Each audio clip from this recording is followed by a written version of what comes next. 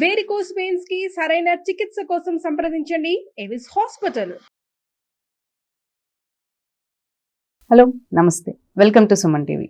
నేను కీర్తి.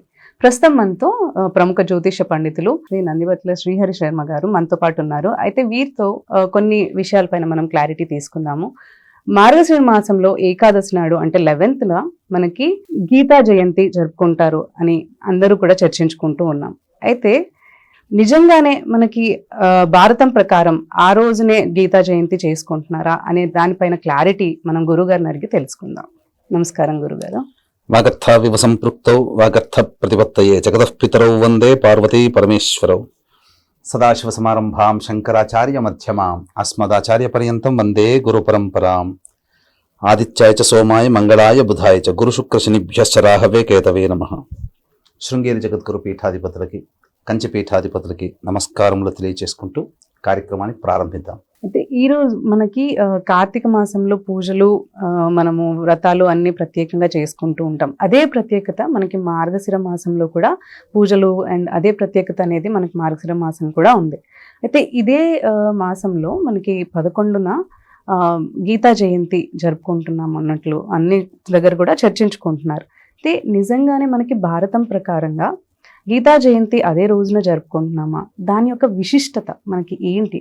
గీతా జయంతి యొక్క విశిష్ట ఏంటి అనేది మాకు ఈరోజు మీరు తెలియజేయగలరు? తప్పకుండా అమ్మా. గీతా జయంతి అనేటువంటిది మనకు భారతదేశంలోని అన్ని ప్రాంతాలలో ఈ మార్గశిర శుద్ధ ఏకాదశి రోజున జరుపుకుంటున్న మాట విదితమే, వాస్తవమే. అయితే భారతం ప్రకారం ఇది నిజంగా మార్గశిర శుద్ధ ఏకాదశి రోజునే జరిగిందా అనేటువంటి విషయాన్ని మనం చూసుకున్నట్లయితే కొన్ని ప్రత్యేకమైనటువంటి నిగూఢమైనటువంటి నిరూపణలతో ఈ రోజున కాదు, ఇంతకు ముందే చేసుకోవాల్సినటువంటిది గీతా జయంతి అని చెప్పి మనం చెప్పుకోవచ్చు. ఏంటా విషయాలు ఉన్నప్పుడు ముఖ్యంగా ఉత్తరాది ప్రాంతం వాళ్ళు ఈ మార్గశిర శుద్ధ త్రయోదశి రోజున యుద్ధం ప్రారంభమైంది, భారత యుద్ధం. పుష్యశుద్ధ పాడ్యమి రోజుకి అంతమైపోయింది అని చెప్తారు. అంటే మొత్తం 18 రోజులు భారతం ప్రకారం కాదు, ఉత్తరాది వారి ప్రకారం. అంటే నార్త్ ఇండియన్స్ ఎక్కువగా పాటించారు. అయితే దీనికన్నా 2 రోజుల ముందర మార్గశిర శుద్ధ త్రయోదశి 2 రోజుల ముందర అనగా మార్గశిర శుద్ధ ఏకాదశి రోజున ఈ యొక్క గీతోపదేశం అర్జునుల వారికి కృష్ణ భగవాన్ల వారు ఉపదేశించారు అని చెప్పి చెప్పుతున్నారు. అంటే మనము గమనించుకున్నట్లయితే ఈ యొక్క మహాభారత యుద్ధం ఏదైతే జరిగిందో, అంటే ఇక్కడ లాజికల్గా మనం ఆలోచించాలమ్మా. ఇప్పుడు మనకు ఒక క్రికెట్ ఆడుతున్నారు, లేదా ఒక రగ్బీ ఆట ఆడుతున్నారు, లేదా ఒక ఫుట్బాల్, ఒక వాలీబాల్ ఆట ఆడుతున్నారు. ఆట స్టార్ట్ అయ్యేటందుకు ముందు ఇరు జట్ల వాళ్ళు చక్కగా ఒక దగ్గరికి సమావేశమై, రౌండ్గా సమావేశమై ఎలా ఆడాలి, ఏం చేయాలని ఒకరికొకళ్ళు స్ఫూర్తిని ఇచ్చుకుంటూ, ఒకరికొకరు ఎంకరేజ్మెంట్ చేసుకుంటూ తర్వాత గ్రౌండ్లోకి ఎంటర్ అవుతారు. ఇది వాస్తవం కదా ఎక్కడైనా కానీ. క్రీడ అంటే అదొక యుద్ధం, ఇరు జట్ల మధ్య జరిగే యుద్ధం. మరి యుద్ధమైన సమరమైన ఇరు జట్ల మధ్య జరుగుతుంది కదా. కాబట్టి మరి కృష్ణ భగవాన్ల వారు గీతోపదేశం చేసింది యుద్ధం ప్రారంభం అవ్వడానికంటే ముందు, కానీ యుద్ధం ప్రారంభం అవ్వడానికి 2 రోజుల ముందు కాదు కదా. యుద్ధ సమయంలోనే అక్కడ ఏం చెప్పబడి ఉంది మనకంతా తెలిసింది అందరికీ. యుద్ధం ప్రారంభం చేసే ముందు తన పక్షాన కాకుండా అవతల పక్షాన ఉన్నటువంటి అందరినీ చూసి నా పెదనాన్న కొడుకులు, నాకు విద్య నేర్పిన వారు, నా తాతగారు, ఇలా అందరినీ చూసి విరక్తి కలిగి నా వాళ్ళనా నేను చంపుకుంటుంది, దీనికోసమా నేను యుద్ధం చేయాల్సిందని చెప్పి విరక్తి పొందినప్పుడు ఆ విరక్తి వైరాగ్యం నుంచి అతన్ని మేల్కొల్పడం కోసమై గీతోపదేశం చేశాడు భగవంతుడు. అంటే మనకది పెద్ద పుస్తకం లాంటిది, 100,000 శ్లోకాలు ఉంటాయి. కానీ మనము తెలుగులోకి అనువదించుకుంటాం కాబట్టి ఆ విధంగా మనకు ఎక్కువగా సమయం పడుతుంది. మరి ఆ కాలంలో సంస్కృతమే కదా భాష. ఇప్పుడు మీరు నేను మాట్లాడుకుంటున్నట్టుగానే చక సంస్కృతంలో గీతోపదేశం చేశాడు. 2-3 గంటల్లో ఈ గీతోపదేశం అంతా అయిపోయింది. అవగానే ఇక కార్యోన్ముఖుడే యుద్ధానికి వెళ్ళి యుద్ధం ప్రారంభం చేశాడు. ఇది కదా జరిగింది. అంటే యుద్ధం ప్రారంభం అవడానికంటే ముందు జరగాలి. ఇక నిరూపణకు వచ్చేసరికి మనము కొన్ని ఉదాహరణలు అనేటువంటిది తీసుకుందామమ్మా. ఈ ఉదాహరణల విషయంలో చూసుకున్నట్లయితే భీష్ముడు యుద్ధం జరిగినటువంటిది ఏంటి? 18 రోజులు యుద్ధం జరిగింది. అందులో 10 రోజులు యుద్ధంలో పాల్గొన్నాడు, 10 రోజులు కౌంట్. తర్వాత అతను మాఘశుద్ధ అష్టమి రోజున నిర్యాణం చెందాడు.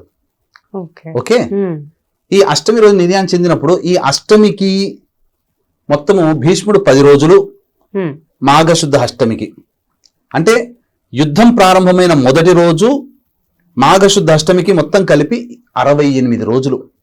ఈ మాఘశుద్ధ అష్టమి నుంచి 68 రోజులు వెనక్కి వెళితే వచ్చేటువంటి తిథి ఏమవుతుంది? కార్తీక మాస అమావాస్య. మార్గశిర మాసం, పుష్యమాసం. అంటే మార్గశిర మాసం 30 రోజులు, పుష్యమాసం 30 రోజులు.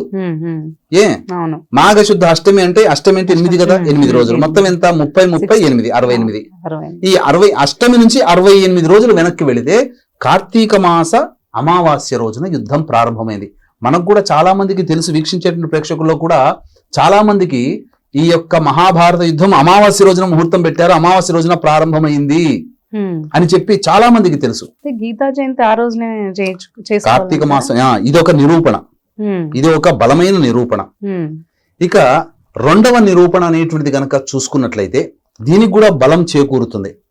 వీక్షించేటువంటి ప్రేక్షకులు గమనించాల్సినటువంటిది, ఈ యొక్క మార్గశిర శుద్ధ పౌర్ణమి దత్త జయంతి సందర్భంగా మహామహిమాన్విత కాశీ క్షేత్రంలో జాతకరీత్యా కలుగు విద్య, వివాహ, ఉద్యోగ, దాంపత్య, సంతాన, అనారోగ్య సమస్యల నివారణకి మరియు గోచార రీత్యా వృషభ, మిథున, కర్కాటక, సింహతుల, వృశ్చిక, మకర, కుంభమీన రాశిలో జన్మించిన వారికి శనిదోష పరిహారార్థమై సర్వదోష నివారణ పూజలు, హోమాలు డిసెంబర్ 15వ తారీఖు రోజున కాశీ క్షేత్రంలో పర్ హెడ్ 1500 రూపాయలకు చేయించడం జరుగుతుంది. అవకాశం ఉన్న వాళ్ళు కార్యక్రమ తదనంతరం కాంటాక్ట్ చేసి మీ గోత్రనామాలు నమోదు చేసుకోవచ్చు. ఇక రెండవ వివరణ మనం గనక చూసుకున్నట్లయితే, రేవతి నక్షత్రం ఉన్నటువంటి రోజున ఈ శ్రీకృష్ణ భగవానుల వారు హస్తినాపురానికి రాయబారం వెళ్ళాడు అని చెప్పి చెప్పబడుతుంది. మరి రేవతి నక్షత్రం ఉన్న తర్వాత సహజంగా మనం గమనించుకున్నట్లయితే కృత్తికా నక్షత్రం, కార్తీక మాసంలో కృత్తికా నక్షత్రం ఉన్నటువంటి రోజున పౌర్ణమి. ఈ కృత్తిక కంటే 3 రోజులు వెనక్కి వెళితే అంటే అశ్విని, భరణి, భరణి, అశ్విని, మళ్ళీ రేవతి, 3వ రోజు కృత్తికా నక్షత్రానికి వెనక 3వ రోజు రేవతి నక్షత్రం రోజున కృష్ణ భగవానుల వారు హస్తినాపురానికి రాయబారానికి వెళ్ళారు. అంటే ఇంతకుముందు సంజయుడు వెళ్ళాడు, దుర్యోధనుని తరపున సంజయుడు వెళ్ళి రాయబారం ఉనర్చితే నేను వస్తున్నాను, శాంతి రాయబారం చేస్తాను, ఇద్దరి మధ్య సంధి కుదురుస్తాను అని చెప్పి పంపిస్తాడు. హస్తినాపురానికి రాయబారం కోసం రేవతి నక్షత్రం రోజున బయలుదేరాడని మహాభారతంలో సుస్పష్టంగా చెప్పబడి ఉంది కృష్ణుడు. అయితే డైరెక్ట్ గా అతను కౌరవుల దగ్గరికి వెళ్లకుండా తనకి భక్తుడైనటువంటి విదురుని ఇంటికి వెళ్ళి అక్కడ ఆతిథ్యాన్ని స్వీకరించి రాయబారానికి వచ్చాడు. అంతటా నా ఇంటికి రాకుండా, నా ఆతిథ్యం స్వీకరించకుండా పరుల ఇంటికి వెళ్ళాడని చెప్పి ఇతను ఎలాగైనా అవమానించాలి అనే ఉద్దేశంతో అతను శ్రీకృష్ణ భగవానుల వారు చేసిన ఏ ప్రతిపాదనని కూడా ఆమోదించలేదు. చివరికి 5 ఊళ్ళు ఇవ్వమన్నాడు. సూది మన పడేంత భూమి కూడా నేను దానం చెయ్యను, ఇవ్వను అని ఖరాఖండిగా అవమానించాలనే ఉద్దేశంతో దుర్యోధనుడు అక్కడ చెప్పాడు. ఇక కుదరదు, ఇక ఇట్టి పరిస్థితుల్లో యుద్ధం ప్రారంభమవుతుందని నిశ్చయించుకున్నాడు శ్రీకృష్ణ భగవానుల వారు. అక్కడ హస్తినాపురంలో కొన్ని రోజులు ఉండి వెళుతూ కర్ణుడితో ఒక మాట చెప్పి వెళ్ళాడు. వచ్చే జ్యేష్ఠ నక్షత్రంతో కూడుకున్న అమావాస్య రోజున యుద్ధం ప్రారంభమవుతుంది, సిద్ధంగా ఉండండి అని చెప్పి వెళ్ళాడు. ఇప్పుడు కృత్తికా నక్షత్రం కార్తీక మాసం పౌర్ణమి రోజున కృత్తికా నక్షత్రం ఉంటే కృత్తిక నుంచి అమావాస్యకి లెక్కేయండి, 15 రోజులు కదా. కృత్తిక, రోహిణి, మృగశిర, ఆరుద్ర, పునర్వసు, పుష్యమి, ఆశ్లేష, మఘ, పుబ్బ, ఉత్తర, హస్త, చిత్త, స్వాతి, విశాఖ, అనురాధ, జ్యేష్ఠ. సరిపోయింది. కృత్తికా నక్షత్రం నుంచి అమావాస్య వచ్చే సమయానికి జ్యేష్ఠ నక్షత్రం ఉంటుంది. శ్రీకృష్ణ భగవానులు స్పష్టంగా చెప్పారు, అమావాస్యతో కూడుకున్న జ్యేష్ఠ నక్షత్రం రోజున యుద్ధం ప్రారంభమవుతుంది, మీరందరూ సంసిద్ధంగా ఉండండి కర్ణ అని చెప్పి వెళుతూ ఈ మాట చెప్పిపోయాడు. మరి ఇంతకన్నా నిరూపణ మనకు మహాభారతంలో ఏముంటుంది? 2 నిరూపణలు ఉన్నాయి. భీష్ముడి నిర్యాణము ఒకటి, శ్రీకృష్ణ భగవానుల వారు కర్ణుడితో సంబోధించిన సమయము, అలాగే రేవతి నక్షత్రం రోజున రాయబారానికి వెళ్ళాడు అని చెప్పి చెప్పబడి ఉంది. ఇవన్నీ లెక్కలు గనక వేసుకుంటే ఖచ్చితంగా కార్తీక మాస అమావాస్య రోజున మహాభారత యుద్ధం ప్రారంభమైంది.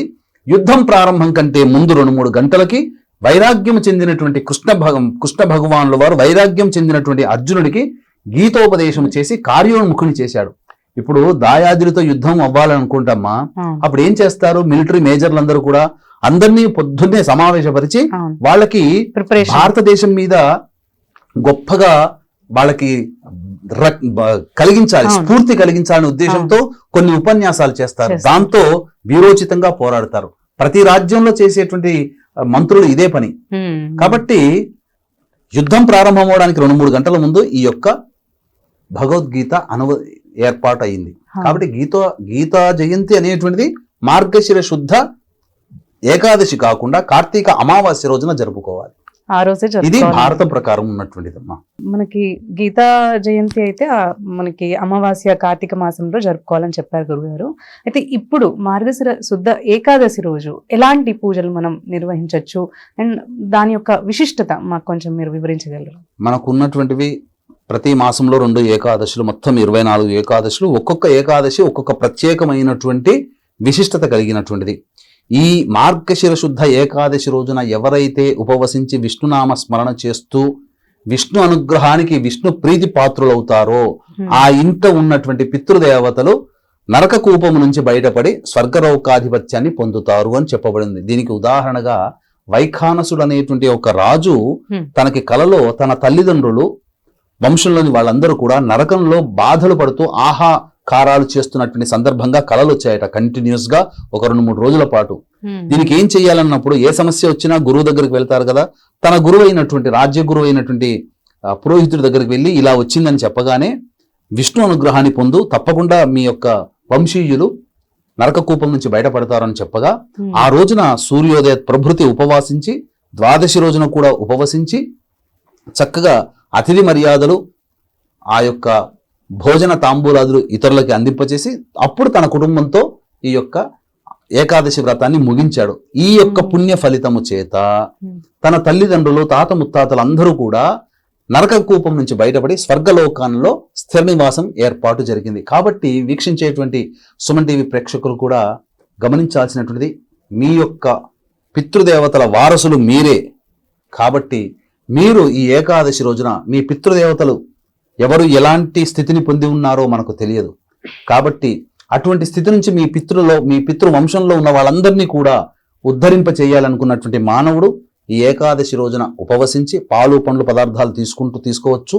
నిరంతరము విష్ణు నారాయణ మంత్రాన్ని లేదా నామాన్ని జపం చేసుకుంటూ త్రికాలములలో విష్ణు సహస్రనామ పారాయణం, తులసి చెట్టు దగ్గర ఆవు నేతితో దీపారాధన చేసి త్రిసంధ్యలలో ఈ యొక్క విష్ణు సహస్రనామ పారాయణం చేయడం, తదుపరి ద్వాదశి గడియలు ప్రవేశించిన తర్వాత మళ్ళీ తులసి చెట్టు దగ్గర ఆవు నేతితో దీపారాధన చేసి విష్ణు సహస్రనామ పారాయణం జరిపించి ఇంట భోజనము వండి ఎవరికైనా అభ్యాగతులకి అన్నదానం ఒనర్చి తదనంతరం మీరు కుటుంబ సమేతముగా ఎవరైతే ఈ రోజున ద్వాదశి తిథి రోజున భోజనము చేస్తారో వారి వంశంలో భార్య వైపు వంశంలోని పితృదేవతలు, మీ వైపు ఉన్నటువంటి పితృదేవతలందరూ కూడా స్వర్గలోకాధిపత్యాన్ని పొందుతారని చెప్పడంలో ఏమాత్రం సందేహం లేదు. ఇటువంటి మార్గశిర శుద్ధ ఏకాదశి ఈ నెల 11వ తారీఖు రోజున వచ్చింది. అవకాశం ఉన్న వాళ్ళు అందరూ ఆచరించగలరని సెలవు తీసుకుంటూ సర్వం శ్రీ ఉమామహేశ్వర పరబ్రహ్మార్పణమస్తు. ధన్యవాదాలు గురుగారు.